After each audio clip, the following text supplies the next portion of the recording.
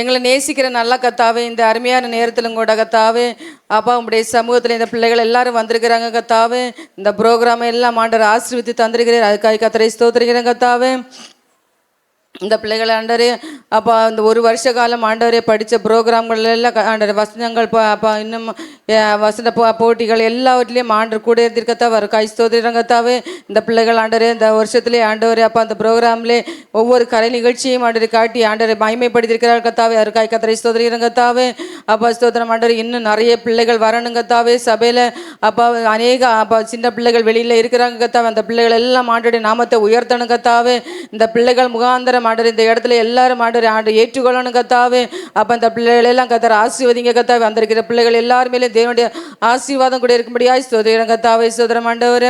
அப்போ அந்த நிகழ்ச்சிகள் எல்லாவற்றிலையும் ஆண்டவர் கூட இருந்திருக்கு கத்தாவே. அதுக்காய்மை ஸ்தோத்திரம் கத்தாவே. எஸ்அப்பா ஸ்தோத்திரம் ஆண்டவர்.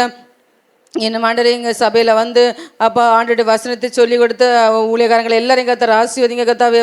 டீச்சர்ஸ்களை ஆசீர்வதிங்க கத்தாவே. எல்லாருமே தேவனுடைய ஆசீர்வாதம் இருக்கும்படியாய் ஸ்தோத்திரம் கத்தாவே. ஸ்தோத்திரம் ஆண்டவர். என்ன ஆண்டவரே ஸ்தோத்திரம்.